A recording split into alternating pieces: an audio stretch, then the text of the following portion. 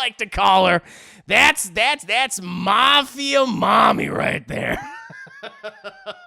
I love Mafia Mommy. She's amazing. She's everything that you want in a character like that. Let's go ahead and jump into my mid-season review for The Penguin. Now, in terms of the TV shows, just the unexpected TV shows that have brought me the most joy this year, The Penguin has been one of my absolute favorite weekend watches. I'm always anticipating the next episode.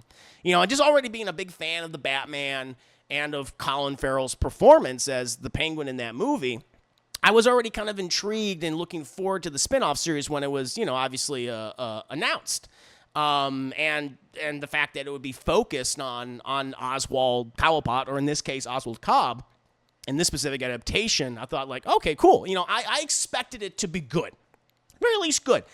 But like everyone else that started watching it and has been watching it, I did not expect it to be as good as it obviously is. To be one of the best TV shows this year of 2024 so far.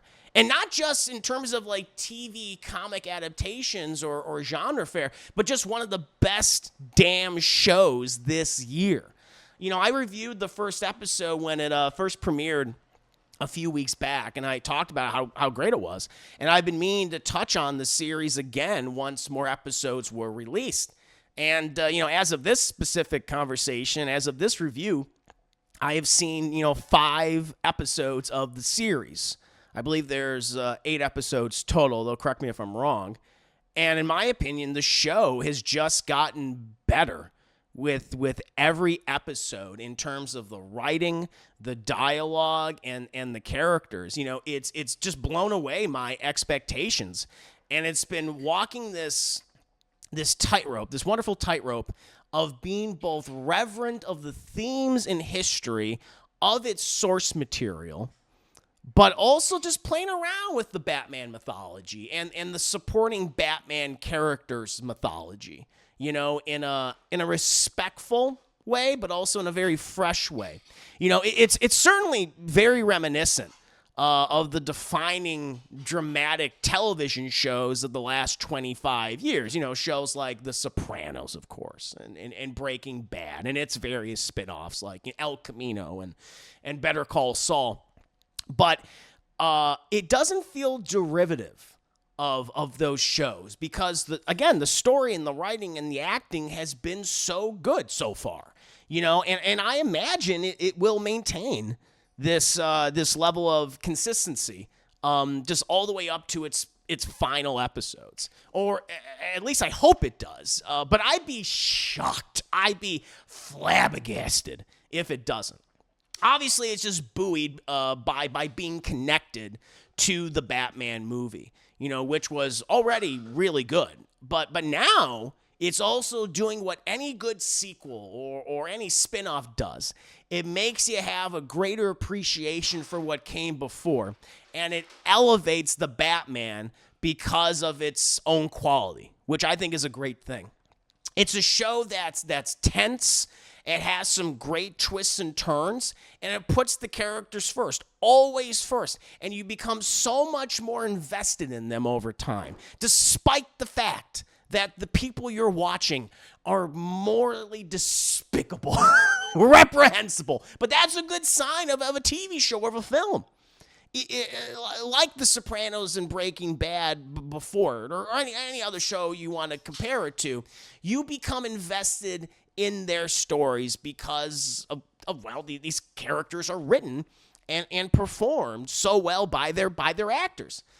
Plus, it's just fun to see some of these characters trying to bullshit their way out of any given situation, struggling to survive and barely coming out on top, barely scraping by and surviving. You can't help but become enamored by that. Again, whether they're morally upstanding or downright despicable, they're all complicated, as most people are. They're multifaceted. It's not just, white hats and black hats. There's, morally gray, although, they could have a rotten center in the middle of all that complexity. And, this cast and the material that they've been given, and, let me give just a shout out to the writers and the showrunners of this show. Lauren LaFranc is the showrunner of this, and I think she has done an absolute incredible job. I'm not familiar with any of her past work at all. It's for all I know, this is my first introduction to her, and I've been watching a lot of the behind the scenes after they finish the episode, which I encourage you guys to. I think it's very fascinating, very interesting. At the end of each episode, they do the trailer for next episode, of course, the 30 seconds, minute, or whatever it is. But then they have these inside the episode segments, which, HBO Max typically has, which is interesting. And, the way in which, just the way in which her and her writers talk about this material. It's like, one, you could tell they're very competent, they know what they're doing, but they have a lot of respect for the source material to begin with. Like, they get it. They understand the themes, even as much as they might change. And certainly they have changed a lot, but they always go back to the things that have defined these people in the comics for decades. What has defined the Penguin? What has defined Oswald Cobblepot, in this case Oswald Cobb, for decades? They still adhere to that. They just add additional layers. And I'm like, that's what you got to do. That's what you should do. And so huge props to her. And I mean, I have the list of people written out here just because no one ever talks about the behind the scenes people. No one ever really props up the writers. So Erica L. Johnson, Noel Valdiva, John McCutcheon, Brenna Gibson, Shay Agbana, Nick Town, and Vladimir Svetko all wrote episodes for this series, and I think they've done an amazing job so far. Very, very impressed. They deserve the lion's share of praise for what they've created with this series. And, of course, obviously, Matt Reeves, who serves as executive producer, has been involved creatively, and all this is leading up to the Batman Part 2, which I think more and more people are anticipating now, are very excited for. But, I obviously want to talk about the main performers in this show as well, and the amazing work that they're doing. I mean, of course, it's the Penguin, and the main star, obviously, is Colin Farrell, who plays the Penguin, Oswald Cobb. I mean, people have been saying, this performance is on the same level in terms of an adaptation of a comic book character. People have been comparing Colin Farrell's performance as the Penguin to Heath Ledger's Joker. And honestly, I can't disagree with that comparison. He, like Ledger before him, who I think has given one of the defining performances of the century so far, certainly over the last 25 years, just playing an already iconic and beloved villain, but doing his own take on it, obviously with Nolan and what they wrote. But I think it's the same for Colin Farrell as the Penguin. He completely slips into this character. You don't even recognize. I mean, it helps that the makeup is just absolutely fantastic across the board. It's just like it looks so real. It doesn't look fake. But this is my favorite take on the Penguin. One of my favorite Batman rogues. And he was already one of the standouts of the Batman, despite very little screen time. Everyone oh my God, that was Colin Farrell. And any scene that he was in, he dominated. He was just so interesting and charismatic, and clearly they knew they had something, and that's why this series was greenlit. They have a great idea of okay, what's this character like? What defines them? What is his rise to power going to be like after the death of Carmine Falcone in the Batman? And what they've been doing with him, I think, is great. At his center, he is a morally reprehensible character. He's despicable. He does horrific things in this series. Just coming off episode 5, it's oh my God. Some of the stuff that he does. And he enjoys it. He relishes it. He gets off on it, right? But then they have these wholesome moments where he seems like he's speaking the truth. He seems like he's being very honest with the people that he's speaking with. Whether it be Rezi Feliz as Victor, this homeless teenager that he takes in after threatening to kill him. One of the few characters I feel like he is being as honest as he can be with is fantastic. Because that's one of the things, like that relationship in the show, it really shows how alone and sad Oswald is in his life. This show has kind of peeled back the layers of his character and his psyche, and it's hinted at the tragedies of his past, dealing with his mother's, Frances Cobb's, dementia, how that's weighing on him. And she's played brilliantly by Deirdre O'Connell. What a wonderful job. And she's been doing so far in the show when she's been popping up in whatever episode that she pops up in. But like hinting at his child, all the things that have defined him. And like anytime that he has opened up and like kind of shown his real self and has been mocked for it, it's been thrown back in his face, we see that viciousness. We see that villainy on full display. And he's a character that, again, it's multifaceted. You love him in one moment, you hate him in another moment, you're disturbed by him in another moment. And what's so great about his character, I think the thing that has kept me invested, I think a lot of people invested as well, is like characters before him that are similar to him, like a Tony Soprano or a Walter White, is that episode we're just wondering, how is he gonna bullshit his way out of this time? Like, how is he gonna survive? How is he just gonna scrape by? And they make it work. It doesn't feel like a trick. It doesn't feel like a gimmick. It feels fun. Like one moment he's apologizing, opening up his heart to Sophia Falcone, played incredibly well by Kristen Milotti, who I'm going to get to in just a bit. And the next moment he's like, fuck her, leave her. And I was like, oh my God. He's like, and they trick you because you kind of believe him because of the writing, because of Colin Farrell's performances. It gets you so invested. You're like, I guess I can maybe trust Oz. Like, don't trust him. It's never going to work out for you. Just like it's never worked out for all the characters that ever trusted Tony Soprano or trusted Walter White, but you're still fascinated by him. And yeah, I really do think the comparison is apt, to Heath Ledger's Joker. Heath Ledger made that character his own, which is saying something because of that character's legacy. And I think Colin Farrell is doing that with Oswald. I think he's doing that with the Penguin. It's great. It makes me excited to obviously finish watching the show, but I can't wait to see him and what he's going to be like in the Batman Part 2. And if they are going to be doing more seasons. Obviously, they said this is a mini-series, but, money talks, ratings talk, and we'll see. They were to announce a season 2 after receiving so much, praise and increased viewership. And, people are, every time you finish an episode of The Penguin, Chad, you know what they recommend? The Batman. They recommend The Batman. I bet the viewership is up on all that. Probably they want to lean into more of this Matt Reeves Batman Gotham universe now. So don't be surprised if they do another season of this show, or how many they want to do, or other villains, other Batman characters. And, obviously they could do several if they wanted to.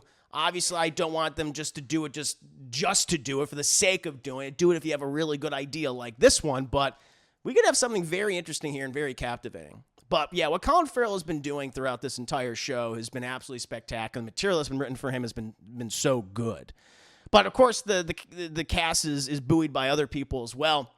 And I think the one person that everyone's just been, other than Colin Farrell, there are a lot of people we're talking about, but the one person everyone's just like, oh my God, this character's awesome, is Sophia Falcone, or Sophia Gigante, if you've seen the most recent episode, played by Kristen Milotti, who has obviously been around for a little while. She's popped up in things. I think the movie that I think of when I think of her is in The Wolf of Wall Street. She played Leonardo DiCaprio's first wife in that movie, in the first third of that film. And she did a very good job here. Here, chat. I mean, come on. As I like to call her, that's Mafia Mommy right there. I love Mafia Mommy. She's amazing. She's everything that you want in a character like that. She has such depth, so complicated, a good degree of mystery when we're first introduced to her. Everyone thinks that she's nuts. Everyone thinks she's crazy. She's gotten the nasty nickname, the Hangman, as we learn more and more about that. But I feel like for a lot of people, episode 4 was a huge turning point, just in terms of just like, okay, who is this character? Like, who is this character really? And we finally saw all that in the wonderful flashback episode where we see her interacting with her younger brother and also her father, Carmine Falcone. Now, sadly, John Turturro could not play the character again. I would have loved to have seen him play the character again. I think that would have been great. I guess there was some type of scheduling conflicts or something. I don't know. However, they bring in Mark Strong, who has been in, how many DC projects has that man been in now? Feels like he's been in 5 DC projects. I think he does a really good job, as filling in for John Turturro. It's like, okay, it's a younger character, so yes, I know their skin tone and facial structure. They're very different looking, but I still bought it because the performances are so good, because the acting is so good, the writing is great, and how they're directed, it's wonderful. And we see it throughout that episode, just the fallout and what happens between her and her family and why they seemingly resent her so much. And I thought that was great in it. And man, she has had some of the absolute best moments in this series so far, which is saying something because, the series, it's about Oswald Cobblepot, it's about the Penguin, but who would have thought that Sophia Falcone would be like, oh, this is going to be like one of the characters people are going to be talking about the most throughout this entire show. And I know that she's been around for a good while now, but I think this has just elevated interest in her and people want to see her. This is such a meaty role. This is a career-defining role. And she just, it's wafted off to her, chat. Just the confidence and the struggle and the sex appeal and everything else is just such a badass, cool character. And even after episode 4, what they do with her in episode 5, which again, I don't want to spoil for anyone who, of course, hasn't seen it, but it's like, damn, this woman is fantastic. And I thought she's just been doing a fantastic job. And then Renzi Feliz, who apparently has been popping up in a couple of things before this. I guess he was in the Runaways. He did some other stuff too. This is, I believe this is my first introduction to him, or my proper introduction to him, where I'm like really recognizing him. And they give him, I think, a fantastic episode. I want to say in episode, was it 3? In episode 3, we find out more about his backstory and what he wants, and the origins of his tragedy and his complicated relationship with Oz. And I think what they've been doing with him has been great. And you go back for this character, you want him to get out of this, but at the same time, he's wanted to try to achieve something like this. He's wanted to make a name for himself in this segment of Gotham for so long in life, because life has hurt him and hurt his family for so much. No one has cared about him, and here he has to do it himself. And he feels like he can do that with this character who, and maybe he does. Maybe the Penguin, maybe Oswald Cobblepot does care for him. He sees himself. I think one of the aspects I love, going back, and it's connected to Vic's character, Renzi Feliz's character, is the Penguin, who has a condition. He has a severe limp, and he has some sort of deformity with his foot, which gives him that waddle walk constantly. And and this is also what makes him an appealing character too. Like, he has a lot of care for people who suffer from disabilities, right? And like this was like in the opening in the first episode, I noticed it, but it's carried forward into these later episodes up to episode 5. Is like Vic has a stutter, and it comes up, especially when he's nervous. But like Oswald never really like I thought like he's gonna start mocking him for his stutter. He doesn't. I don't think he's done it once. And even there's like this one scene, I think it's in an episode 3, which is great, where Oz takes him to dinner in at this restaurant. And like Vic is struggling to pronounce this specific, goddamn French word, where French is already hard to speak already. I can't even do it. I don't even have a stutter.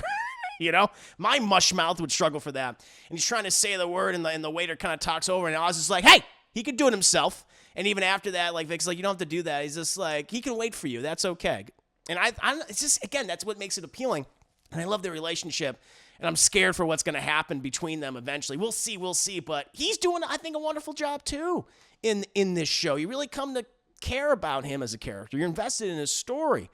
And then there's just a ton of other, like, supporting players in this. I would say those are the 3 main leads, obviously, as Colin Farrell as the Penguin, as Kristen Milotti as Sophia Falcone, or Gigante now, Renzi Feliz as Vic.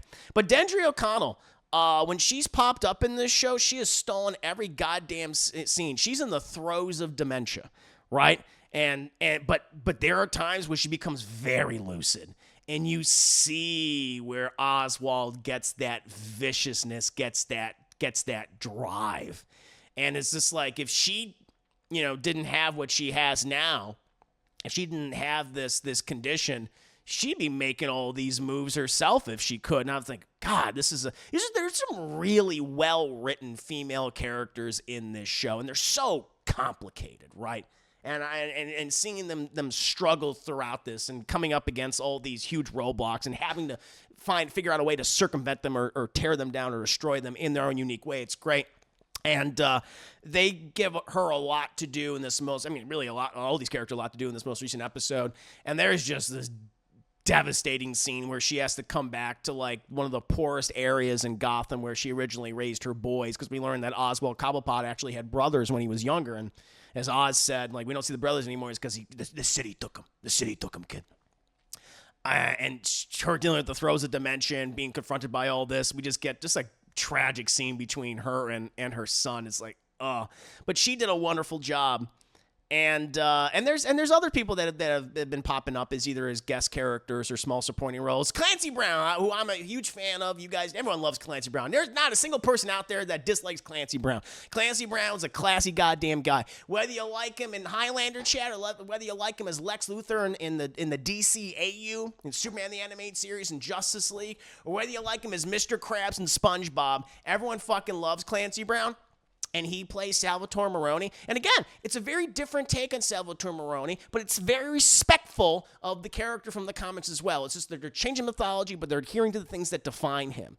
And I just like it that like he changed his whole thing where he's like part of the Iranian mob now. That's really cool. And you have his wife, Nadia, played by, I'm sure I'm going to butcher this actress's name, but you've seen her before. You've definitely recognized her voice. She's a very particular sounding voice, husky to say the least. Shorey I can't say it. I can't even say it, Chad. It's like I'm Vic right now trying to pronounce some of these names, some of these words. But she's great, and I like the little bits and pieces of their relationship. And even the most recent episodes, like, what happens there with them? It's fascinating. Yeah. I mean, if I have any complaints about the show, is that there's some occasional, like, CGI stuff in the background, like for the city. Like the skylines, like, well, that's not real, which is kind of weird. But those things are pretty much few and far between. It's a pretty intimate show. They don't really do a lot of, like, huge showcase of, like, Gotham skyline stuff. But if they would get a second season, or maybe they're saving that for, like, the ending in the last few episodes, I could see that. But, like, other than that, like, that's my one critique is, like, the skylines are CGI occasionally, but other times they're not. But the things that matter, which is the writing, right? It's the direction, it's the story itself, and it's the performances. That's what matters about this show, and that's what they are executing so incredibly well. And now as we move into the back half of this season, which is like, it's so sad. There's only 3 more episodes. I thought there was 9. There's 8 episodes. We got 3 more, and now it's going to be set in winter, which I think is what this is going to connect to the Batman Part 2, because the Batman Part 2 is going to be, it's confirmed by Matt Reeves, who says it's going to be set during winter, which I fucking love Gotham in winter. That's going to be so cool. We haven't seen Gotham in winter in the longest time, or at least used well. I know Nolan had like Gotham set in winter and Dark Knight Rises, but it didn't look all that great. So, but it'll be like Batman Returns to a degree, which I think will be really cool. But yeah, it's like, okay, this is clearly going to lean up to the Batman Part 2 of that being set in winter with these next, back 3 episodes. But yeah, it's, as I said before, I've been blown away by how good the show has been. I figured it would be good, but I didn't think it would be like one of the best shows of the year, that it would be like, oh yeah, you have to watch this. This is going to get accolades. This will be nominated for so much stuff. You get kind of career-defining performances from some of these people, especially for Kristen Milotti and Renzi Feliz and Colin Farrell, But that's what it is. And I don't want to oversell it for anybody, but I highly recommend it. Whether you're a fan of Batman, whether you're a fan of dramatic or genre television, of things like The Sopranos and Breaking Bad, it's really good, and I think it's great. I think this is exactly what Warner Brothers and DC needs right now.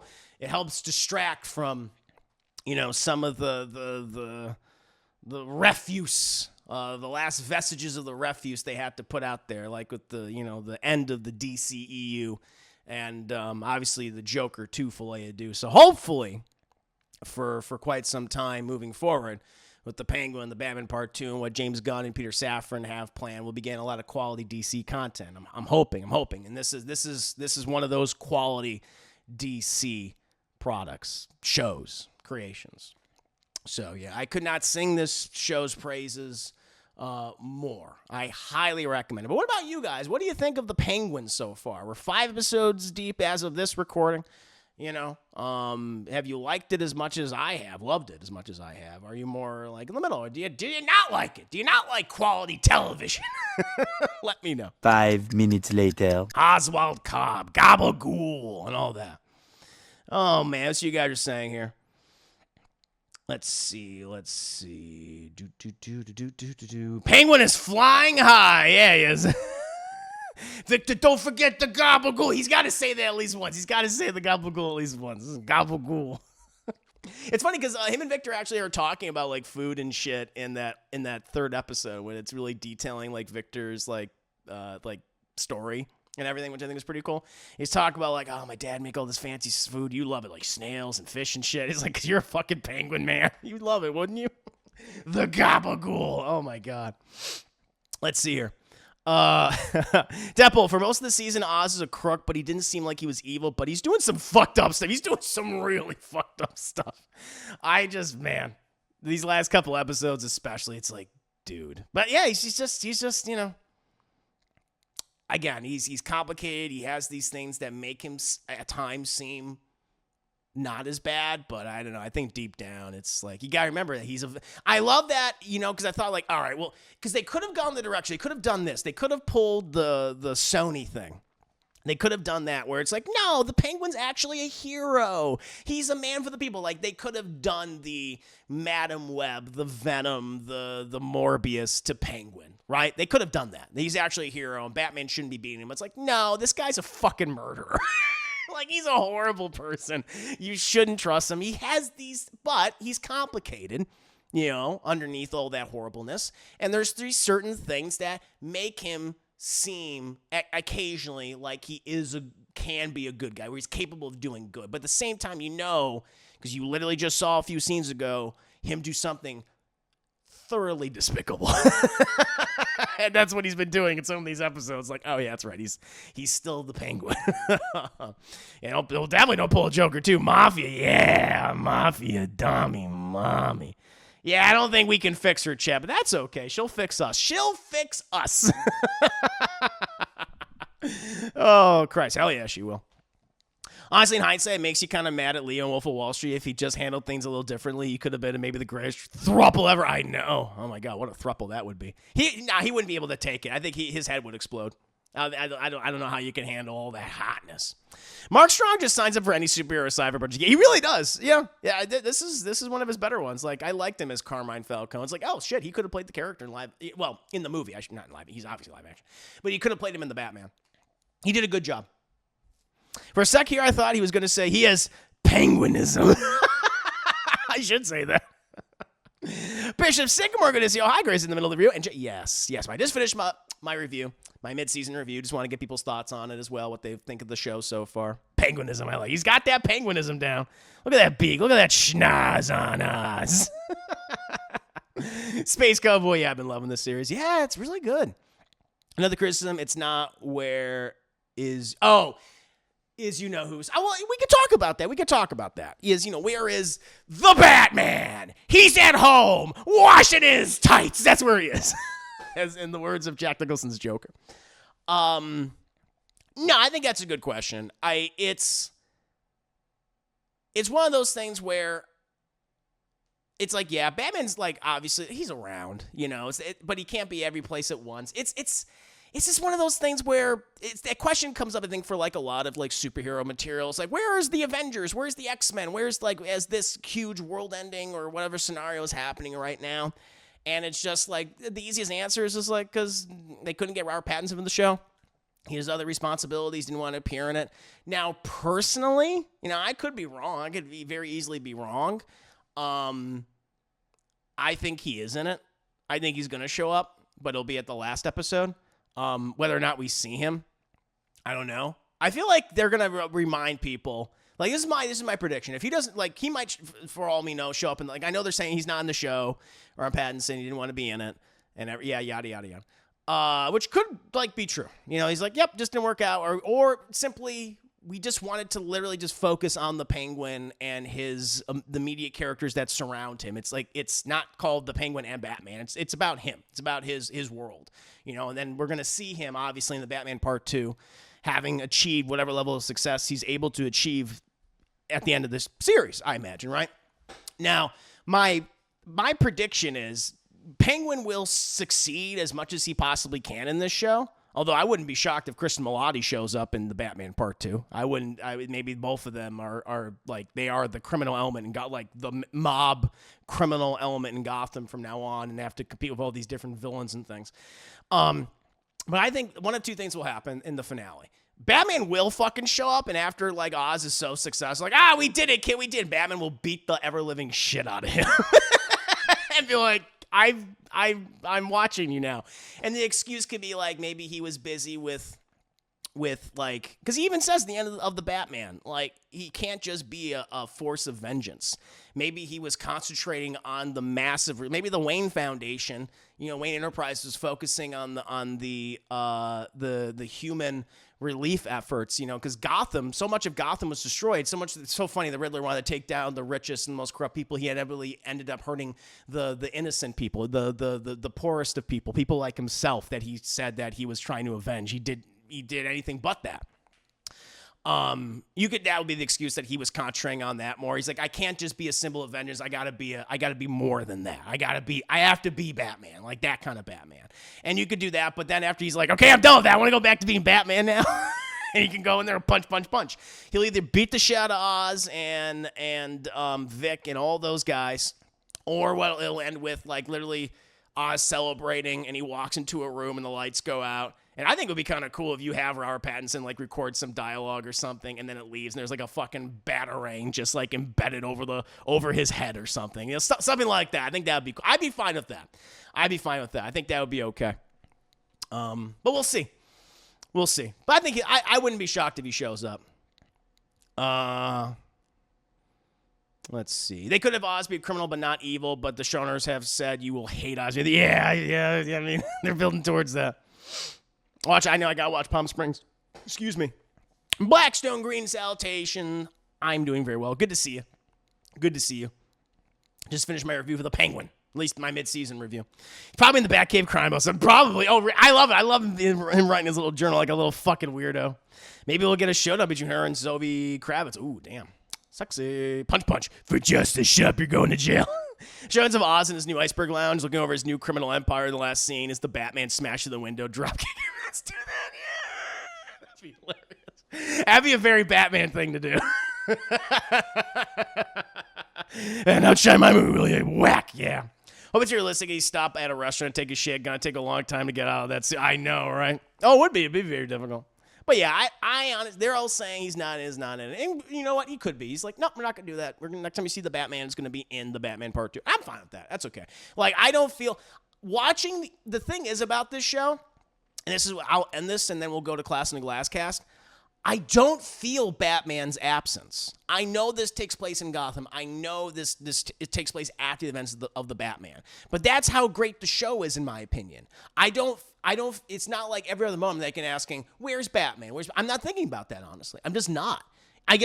Perhaps some people are, but I just feel like what they're giving us, what they're delivering, and what they're executing is so good that, like, by the time the Penguin, like, each episode ends, I'm not going, okay, when's Batman going to show up? I'm saying, like, oh, what's going to happen next episode? Like, that was so good. Like, oh, I wonder if this is going to happen and that's going to happen, right?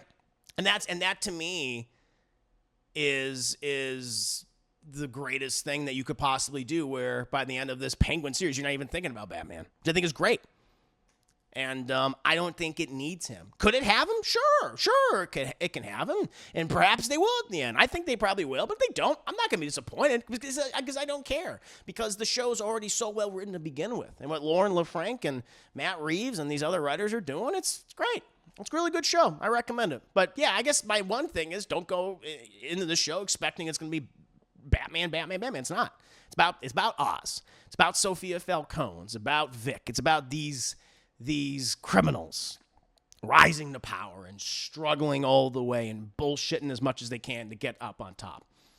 So that's what it is. I think that's great. I think that's a great thing. Who would have thought? Like, you would have 20 years ago, and it was announced in Warner Bros. We're going to do a Penguin TV series. People would laugh. They would laugh. They'd be like, "Oh, get out of here." But because Colin Farrell did such a great job, movie went, "Oh, okay, I can see that. Like, it worked. Got to do proof of concept," and that's what they're doing right now. So, yeah, love it a lot. I'm hoping it's realistic and he stopped at a restaurant. Oh, I just read that. Yeah, going to take a long time to get out of that suit. Final scene will be him removing the fat suit. The way they've set this version of Batman up, there's also the risk of him losing the effect if he had pops. Yeah, exactly. You want to keep him. You want to keep him in the background. Keep him in the shadows. And simply, it just doesn't need Batman. I agree. It doesn't need him. Could it have him? Sure. Doesn't need him? No. I'm cool with that. But yeah, chat. Check out The Penguin. It's one of the best shows of the year. It's a nice surprise. It's a very nice surprise.